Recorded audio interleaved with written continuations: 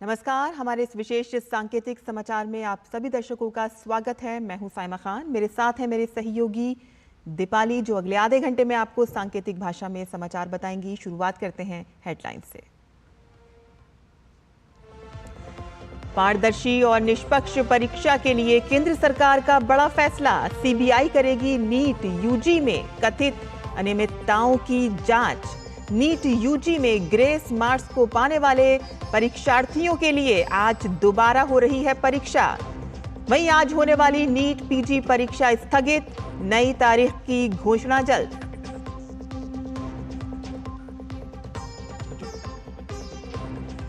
Monsoon season के बीच केंद्रीय गृह मंत्री अमित शाह की अध्यक्षता में आज नई दिल्ली में एक उच्च स्तरीय बैठक।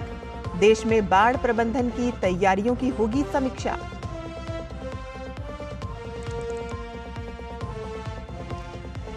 दिल्ली में जारी जल संकट पर सियासी घमासान तेज।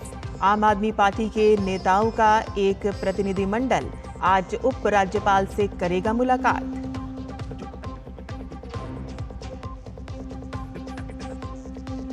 जीएसटी परिषद ने फर्जी बिलों पर रोक लगाने के लिए पूरे देश में बायोमेट्रिक प्रमाणीकरण लागू करने का फैसला लिया।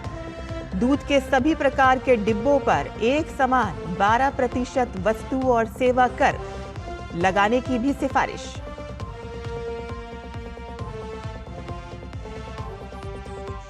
आईसीसी टी20 विश्व कप 2024 के सेमीफाइनल से बस एक कदम दूर टीम इंडिया। कल बांग्लादेश को 50 रन से हराकर अंक तालिका में पहले पायदान पर किया कब्जा। सोमवार को ऑस्ट्रेलिया के साथ होगा वोल्टेज मुकाबला।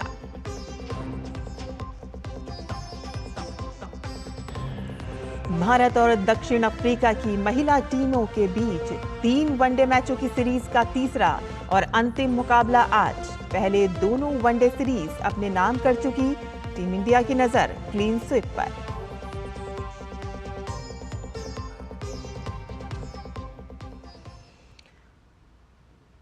और अब समाचार विस्तार से।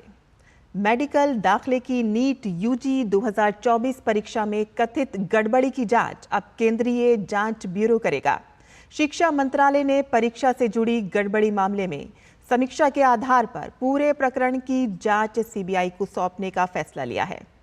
नेशनल टेस्टिंग एजेंसी की बीती 5 मई को ओएमआर पेन और पेपर मोड में नीट यूजी 2024 परीक्षा आयोजित की गई थी। 4 जून को परिणाम घोषित होने के बाद से ही परीक्षा में गड़बड़ी के आरोप लग रहे हैं। परीक्षा की सूचिता और पारदर्शिता को बनाए रखने के लिए सरकार ने इस मामले को व्यापक जांच के लिए सीबीआई को सौंपने का निर्णय लिया है। केंद्र सरकार ने एक दिन पहले ही सार्वजनिक परीक्षाओं में अनुसूचित साधनों को रोकने और उससे जुड़े या उसके आनुषंगिक मामले का प्रावधान करने के लिए सार्वजनिक परीक्षा अनुसूचित साधनों की रोकथाम अधिनियम 2024 भी लागू किया है। सरकार परीक्षाओं को पारदर्शी तरीके से सुनिश्चित करने और छात्रों के हितों की रक्षा के लिए प्रतिबद्ध है। सरकार ने साफ कहा है कि इन गड़बड़ी में शामिल किसी भी व्यक्ति संगठन के खिलाफ सख्त कार्रवाई होगी।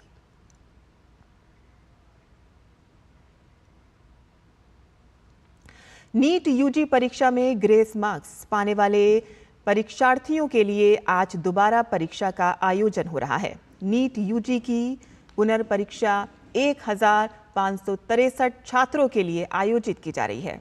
परीक्षा के लिए देश भर में 7 केंद्र बनाए गए हैं। परीक्षा दोपहर 2 बजे से शाम 5:20 तक चलेगी। परीक्षा को सुचारू रूप से आयोजित करने के लिए खास इंतजाम किए गए हैं।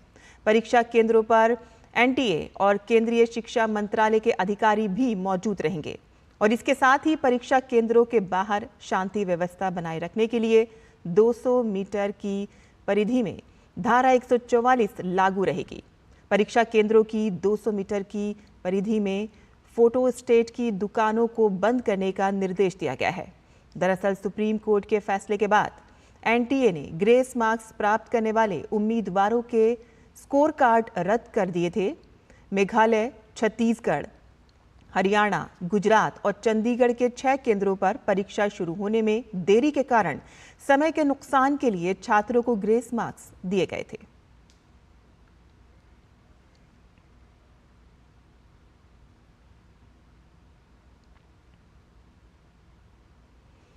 नीट यूजी परीक्षा को लेकर जारी विवाद के बीच राष्ट्रीय परीक्षा बोर्ड द्वारा आज आयोजित होने वाली नीट पीजी प्रवेश परीक्षा स्थगित कर दी गई है।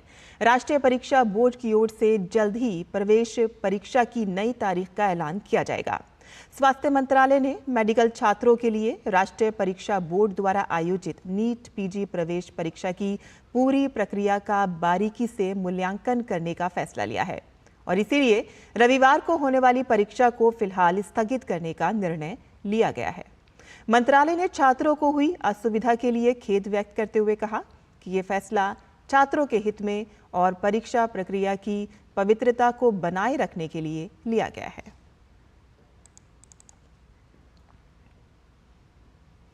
देश में बाढ़ प्रबंधन के लिए समग्र तैयारियों की समीक्षा के लिए केंद्रीय गृह मंत्री अमित शाह आज नई दिल्ली में एक उच्च स्तरीय बैठक की अध्यक्षता करेंगे। हर साल मानसून की बारिश की वजह से नदियों के जलस्तर में वृद्धि के कारण बिहार, असम और अन्य पूर्वी राज्यों के बड़े इलाके जलमग्न हो जाते हैं। उत्तराखंड, हिमाचल प्रदेश और कुछ अन्य राज्यों में भी मानसून के दौरान भूस्खलन और बारिश के संबंधित समस्याएं आती हैं।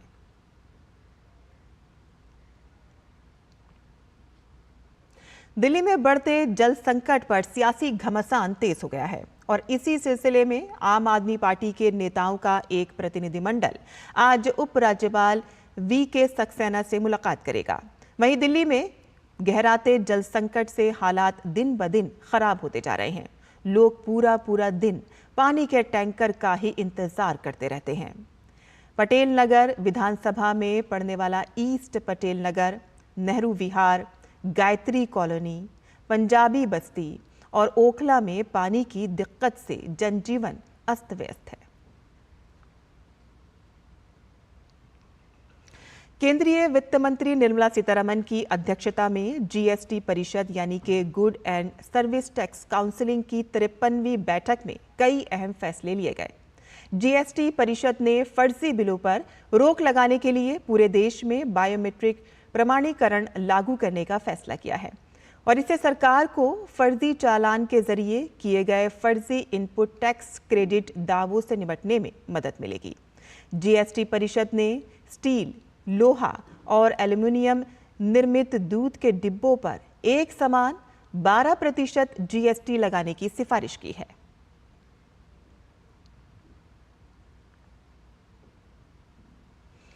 भारत ने आईसीसी टी20 विश्व कप में सुपर 8 के अपने दूसरे मुकाबले में भारत बांग्लादेश को 50 रन से हराने में सफलता पाई है। भारत से जीत के लिए मिले 197 रन के लक्ष्य के जवाब में बांग्लादेश की टीम 8 विकेट पर 146 रन ही बना सकी। लिट्टन दास को 13 के स्कोर पर आउट कर हार्दिक पांड्या ने भारत को पहली कामयाबी दिलाई। तंजीद हसन और तौहीद हृदय को कुलदीप यादव ने चलता किया। भारत की तरफ से कुलदीप यादव ने 3 विकेट लिए। नजमुल हुसैन शांतो ने बांग्लादेश के लिए सबसे अधिक 40 रन की पारी खेली और इससे पहले भारतीय टीम ने 20 ओवर में 5 विकेट पर 196 रन बनाए। भारत की तरफ से हार्दिक पांड्या ने 50 रन की नाबाद पारी खेली। वहीं विराट कोहली ने 37, ऋषभ पंत ने 36 और शिवम दुबे ने 34 रन की उपयोगी पारी खेली। और आज के इस सांकेतिक समाचार में बस इतना ही। मुझे और मेरी सहयोगी दीपाली को अनुमति दें। नमस्कार, आप देखते रहिए डीडी न्यूज़।